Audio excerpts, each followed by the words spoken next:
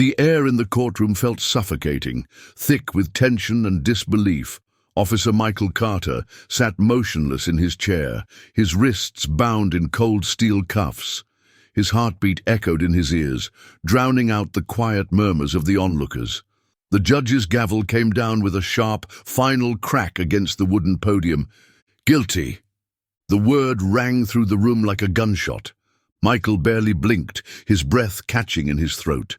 His entire career, 15 years of unwavering service, countless sacrifices, a flawless record, had just been erased in an instant. His hands trembled against the restraints, his mind reeling from the sheer weight of betrayal. He had fought to uphold justice, yet today justice had turned its back on him. He had pleaded his innocence, but it hadn't mattered. The evidence was damning, planted so meticulously that not even the best defense could unravel the lie. The jury had ruled against him, and now he faced a future behind bars. But prison wasn't the real punishment. His gaze shifted toward the back of the room, where a pair of deep brown eyes watched him, filled with confusion and distress. Luke. The German shepherd sat tense, his powerful frame frozen with anticipation. He had been more than just Michael's K9 partner. He was his protector, his companion, his family. They had fought side by side, saved lives together, relied on each other in moments where trust meant survival. And now, Michael was being torn away from him. The thought crushed him as the judge rose to leave, signaling for the bailiffs to escort him out.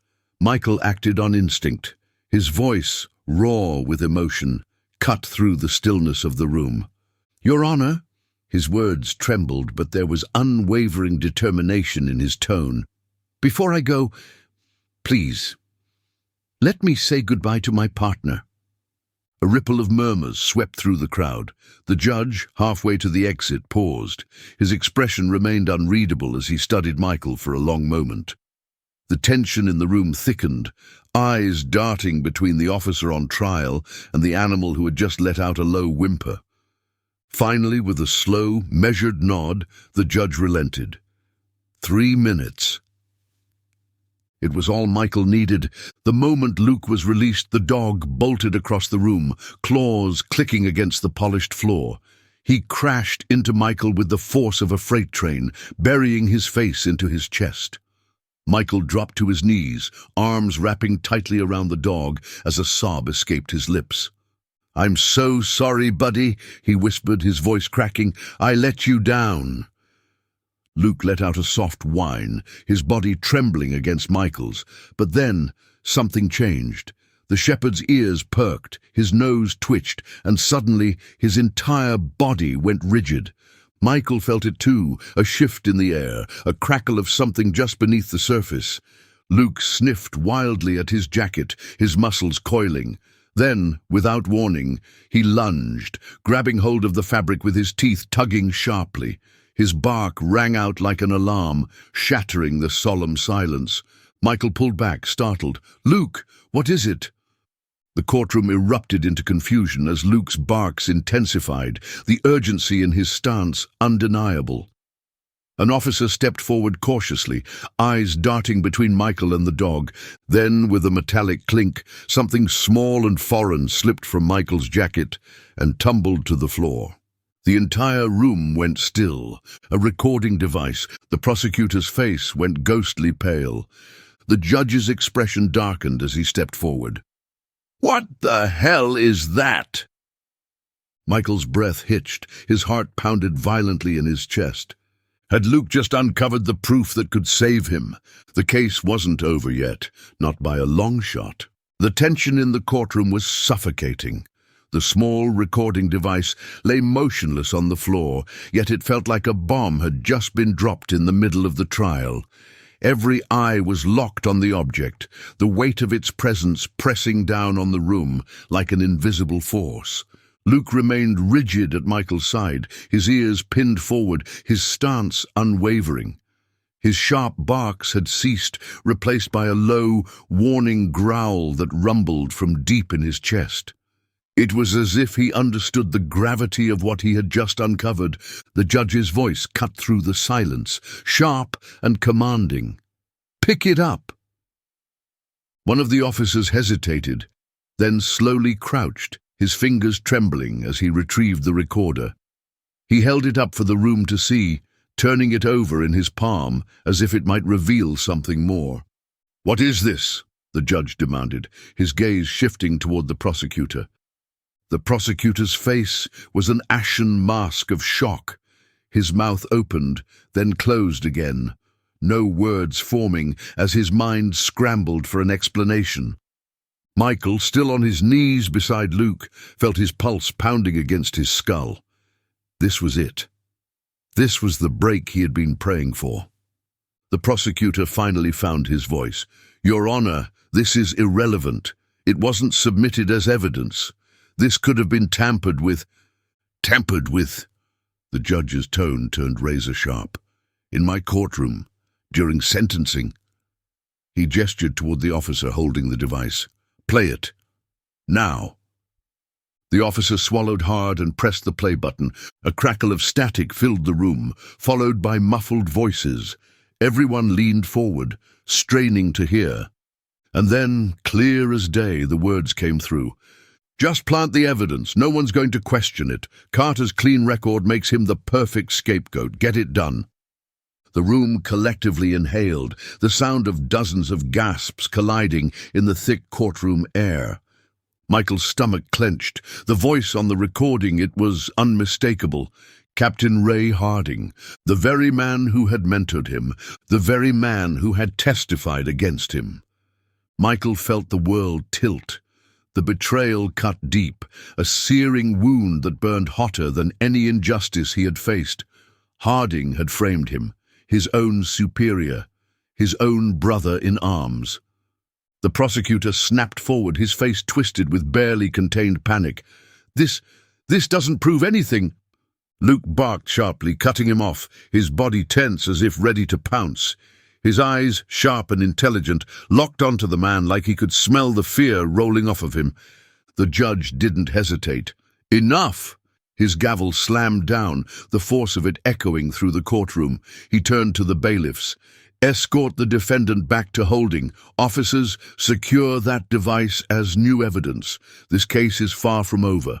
Michael barely registered the guards taking his arms, pulling him to his feet. For the first time in weeks, hope flickered inside him, fragile but burning. Luke sat obediently, watching him with unwavering loyalty. Michael met his partner's gaze, something unspoken passing between them. "You saved me, boy. Again." As the officers led him away, Michael looked back at his partner one last time. Luke didn't move, but Michael knew he wasn't giving up either. The fight had just begun. Michael sat on the cold metal bench of his holding cell, his mind racing, his fingers curled into fists, his knuckles turning white as the weight of everything bore down on him. The courtroom had been pure chaos. Luke's unexpected discovery had ripped open a hole in the carefully orchestrated web of lies that had stolen his life. The small recording device hidden in his jacket was now undeniable proof of corruption, a glimmer of hope in the darkness. But was it enough? Michael had seen how quickly the system could turn on its own. He had lived it. The judge's decision to reopen the case was a step forward, but Harding wasn't just any officer. He had power, connections, and a web of people who benefited from his crimes. Would they really let one piece of evidence take everything down? A sharp, familiar bark echoed through the quiet hallway outside his cell. Michael snapped to attention, gripping the bars as his heart pounded. Luke. His partner's bark wasn't panicked, it was focused, urgent. Something was happening. Meanwhile, across the precinct, Officer Sarah Mitchell stood frozen outside the K9 unit, watching Luke pace in his kennel. His ears were perked, his stance rigid, his sharp eyes flicking between her and the door. Every inch of him screamed alertness. She frowned. "What is it, buddy?" Luke let out a low whine and pressed his nose against her jacket. Then, suddenly, he backed up and barked. Loud, forceful, commanding attention. Sarah's pulse quickened. Luke had already uncovered one piece of evidence. What if he had found something else? Her gut told her to listen. She always trusted Luke's instincts. Grabbing his leash, she didn't hesitate. "All right, show me." Luke shot forward the moment she unlatched the gate. He wasn't running wild, he was leading her somewhere, with the same determination he had in the field. Sarah followed, her boots hitting the floor hard as they weaved past desks, stunned officers watching as the German shepherd sprinted through the precinct with unshakable focus. Then suddenly he stopped. The storage room. Sarah hesitated. Why here? Luke whined, pawing at the bottom of a row of lockers. Michael's locker. Sarah's chest tightened. She knew this wasn't a coincidence. Swallowing, she reached into her pocket and fished out her key. The metal slid into the lock, her fingers trembling as she turned it. With a faint creak, the door swung open. At first glance, everything looked normal. Neatly folded uniforms, old paperwork, a few personal effects. But then, Luke let out a sharp bark and nudged at a stack of files, his nose pressing into the pile as if urging her to look closer. Sarah swallowed hard and reached in. Her fingers brushed against something stiff. An envelope, unmarked, hidden beneath old reports as if someone had placed it there intentionally. Her breath caught in her throat as she slowly peeled it open. Inside were photographs, damning photographs. Sarah's eyes widened as she flipped through them, her pulse racing with every new image. The first showed Captain Harding, standing in a dimly lit parking garage, shaking hands with a man she immediately recognized. A notorious crime lord. The same one linked to multiple cases that had mysteriously fallen apart in court. The next was even worse, a money exchange, crisp bills changing hands. The same stolen car that had been linked to Michael's case parked in the background. Sarah felt like the floor beneath her had vanished. This wasn't just about Michael anymore. This went way deeper. Her hands shook as she reached for the final item in the envelope, a folded sheet of paper. As she opened it, she felt the blood drain from her face. Bank transactions, large sums of money, multiple accounts, payments that coincided perfectly with key trials. Sarah inhaled sharply. Bribes. Her throat tightened. She had known Harding was corrupt, but this was an entire operation, and Michael Carter wasn't just an innocent man caught in the crossfire. He was the scapegoat. Luke let out a low whine, his head tilting as he looked up at her. His deep brown eyes were unwavering, as if he understood exactly what they had just uncovered. Sarah clenched her jaw.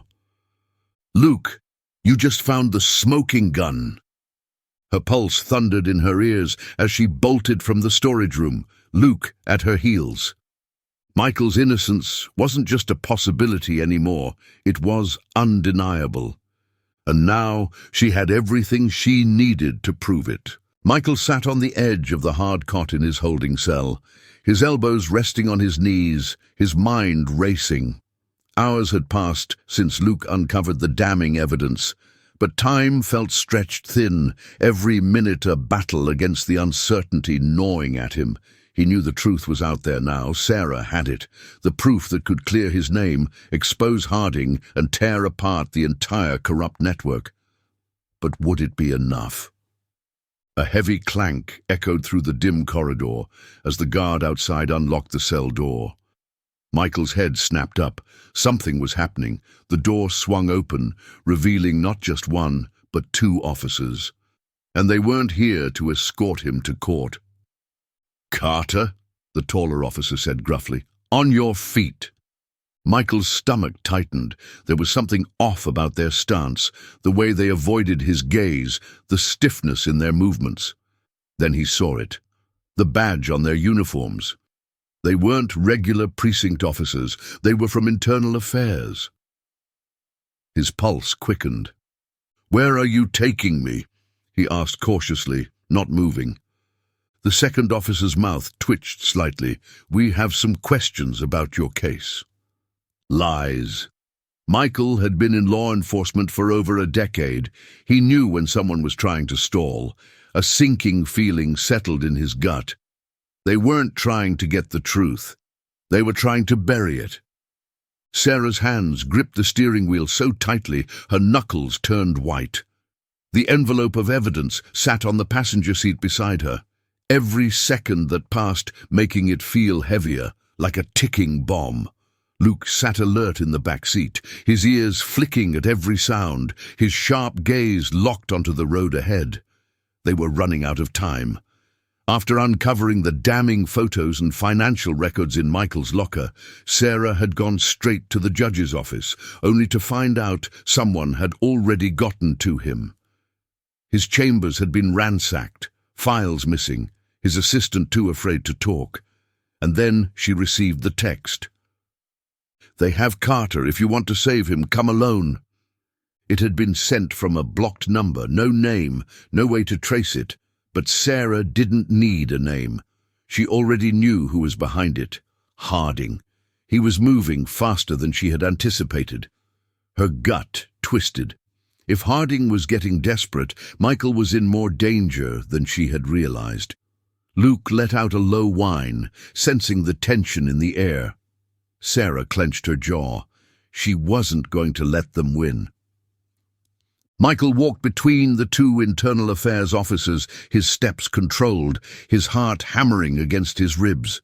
They led him away from the main area of the precinct, deeper into the building, down the rarely used corridors, lined with empty offices and storage rooms. Michael's instincts screamed at him. This wasn't protocol. This was a setup. They were trying to get him alone. The taller officer unlocked an unmarked door at the end of the hallway and gestured for Michael to enter. Michael stopped. "Where's my lawyer?" No response. The officer's hand twitched toward his holster. Michael exhaled slowly. He had two choices: walk in that room and never come out, or fight back. Now she barely had the car in park before she threw the door open. Luke leapt out first, his stance sharp, ears pinned forward. Sarah's heart pounded as she sprinted inside, shoving past officers who barely had time to react. She knew exactly where to go. Michael wasn't in holding anymore. He wasn't anywhere near the main precinct floor. They were trying to make him disappear. The second she hit the hallway leading to the back offices, she heard it. A struggle, a loud thud, a sharp grunt of pain. Then Luke took off. His claws scraped against the tile as he barreled down the corridor, his growl deep and unrelenting. Sarah was right behind him, her hand flying to the gun at her hip. When she rounded the corner, she saw it. One officer down, groaning in pain. The other struggling against Michael, who had him pinned to the wall, his arm twisted at an unnatural angle. Luke snarled, positioning himself between Michael and the fallen officer, his body tensed like a coiled spring. Sarah didn't hesitate. "Drop it!" she barked, gun raised. The officer barely had time to react before Luke lunged, sinking his teeth into the man's vest, yanking him down. Michael wasted no time. He grabbed the officer's radio and pressed the emergency frequency. "Officer in distress. Precinct is compromised. We need backup now." For a moment, everything was silent. Then the radio crackled. "Copy that. Units en route." Michael exhaled heavily, his chest rising and falling with adrenaline. Sarah lowered her gun. Luke stepped back, his body still tense, but his eyes focused, waiting for the next move. The danger wasn't over, but for the first time, Michael wasn't alone. Sarah handed him the envelope. He flipped through the documents, his breath catching in his throat. This wasn't just evidence. It was the key to everything. Michael looked up, locking eyes with Sarah. "Let's finish this." The precinct erupted into chaos the moment Michael's distress call hit the emergency frequency. Officers rushed to respond, but tension crackled through the air like an impending storm. Some officers had been waiting for this moment, the ones who still believed in justice. Others, the ones who had turned a blind eye to Harding's corruption, stood frozen, uncertainty flashing in their eyes. They knew what was coming. The tide was turning. Michael gripped the evidence Sarah had given him, his pulse hammering in his ears. Every page confirmed what he had feared. Harding wasn't working alone. The web of corruption stretched far beyond the precinct, entangling high-ranking officials, judges, and even city politicians. Falsified reports, payoffs, bribes disguised as investments. Officers silenced, careers ruined, lives destroyed. And at the center of it all, Harding, pulling the strings. But Michael had one advantage Harding hadn't counted on: Luke. The German shepherd stood at his side, unwavering, his sharp gaze locked on the growing crowd of officers. Some whispered among themselves, watching, waiting. Others gripped their weapons, their knuckles white. Sarah stood next to Michael, her fingers tense around the strap of her holster. She knew what he was thinking. There was no turning back now. Harding emerged from his office at the far end of the room, his usual controlled demeanor slipping. His suit was slightly wrinkled, his tie loosened. He had heard the radio call. His face twisted into something between anger and calculation as he locked eyes with Michael across the room. "You should have stayed down, Carter," Harding said, his voice low, edged with something dangerous.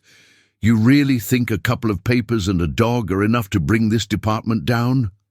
Michael didn't blink. But the truth is..."